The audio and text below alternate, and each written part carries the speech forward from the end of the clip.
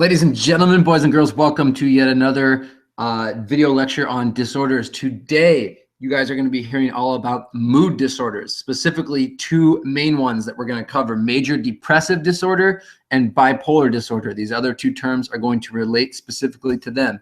We're going to hit those two, and we're also going to spend some time talking about and thinking about why do these disorders happen, how do they affect us psychologically, genetically, biologically, so on and so forth. Let's do it. So in general, when we think about mood disorders, the first way to frame and think about this is just to think about depression. Mood disorders in general are dealing with depression in one way or another. So what exactly does that mean? We all know, we all have ideas at least about what depression is. We all talk about depression. You've heard people say, "I'm depressed." But the way that we use that sort of day-to-day might be a little bit different from the way a psychologist would use it. So according to surveys, when we talk about depression, this is just to give you sort of a sense of the widespread nature of it. In one survey, 29% of high school students reported that they had felt in the last year so sad or hopeless that they stopped doing activities for days at a time. Even more than that, 31% of college students, who were surveyed in the last few years, said that in the last year they felt so depressed that it was difficult to function at some point in the last year.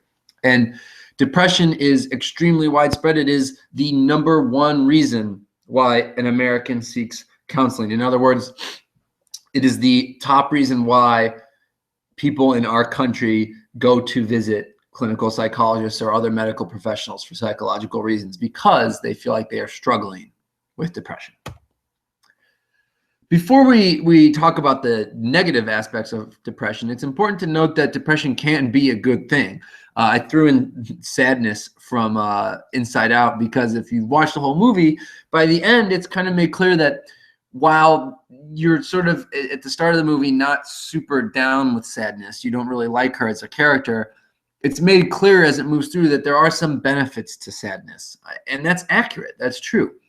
Sometimes depression is an appropriate response to life events. If you have a tragedy in your life, it's normal and appropriate to feel sad for a while. That doesn't mean you have a psychological disorder. It means you're a human being.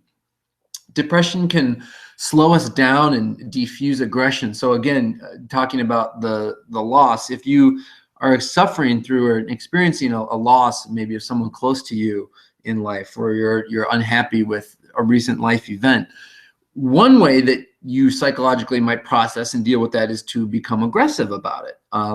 Depression diffuses that. It slows your body down. It kind of forces you to sort of sink into yourself and to reflect, and in doing so, diffuses those aggressive tendencies that can get you into further trouble with other people. Depression also is a check against, I guess you might say, egomania, being unrealistic about what you're capable of, about what your goal should be, about what risks you can handle without having harm come to yourself. Depression will keep all those things at bay.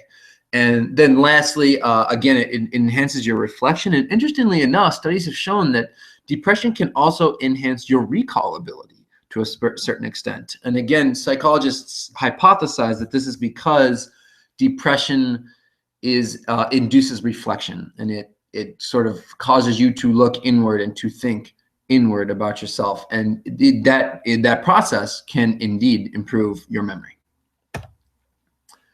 But what happens when depression is a disorder? Let's talk about that. Major depressive order is one of the most common disorders that you will find listed in the DSM-5. And major depressive disorder is what happens when depression moves from a normal response to life events that you're just dealing with something and working through it, to a series of maladaptive behaviors. The DSM-5 lists a bunch of signs of depression, and you can find them on the right here. And the key note about this is that for you to have this disorder, these signs of depression must be constant in you for 2 or more weeks. So we all have had bad days, right? To look at this first one, where we feel depressed for most of the day, okay? Doesn't mean you have major depressive order. We've all had trouble sleeping. We all maybe have overslept at times. We've all felt tired. We've all felt guilty at times. Sometimes it's hard to, concentrate or make, solid decisions. Your brain is just scattered that day. Would you have major depressive disorder if these symptoms are lasting, again, for 2 or more weeks without stopping?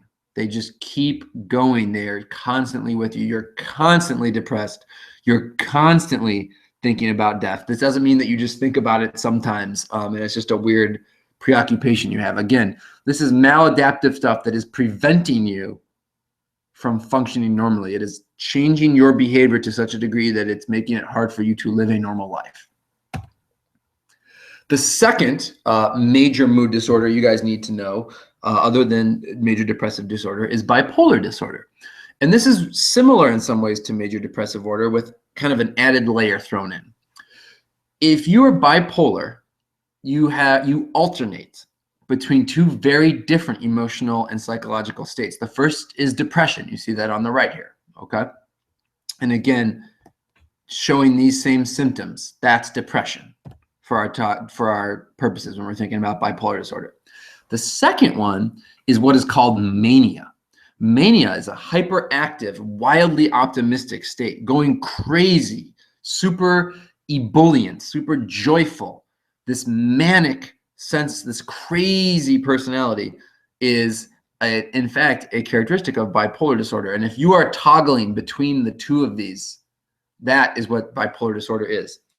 Interestingly, we've seen a 40-fold increase of bipolar disorder in teenagers between 1990 and 2003. It's grown wildly in that time. Although, of course, there is the debate. If you think back to our discussion when we did the silent conversation about the DSM-5, there is some discussion about maybe this increase is in part due to changing criteria and changing practices in psychiatrics, rather than actually a ton of American teenagers are suddenly getting bipolar disorder for some reason.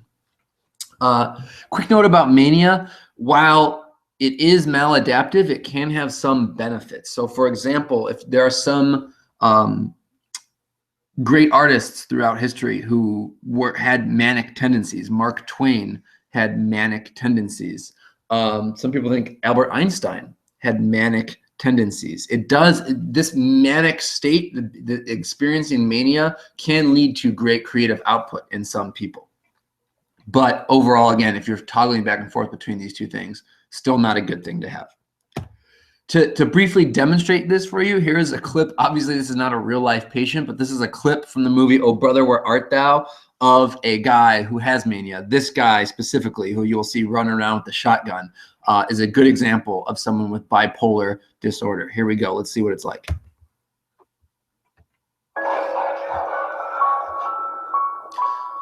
It's going to hit us with an advertisement. Sorry, guys. You can fast forward 23 seconds to skip through this. Apologies.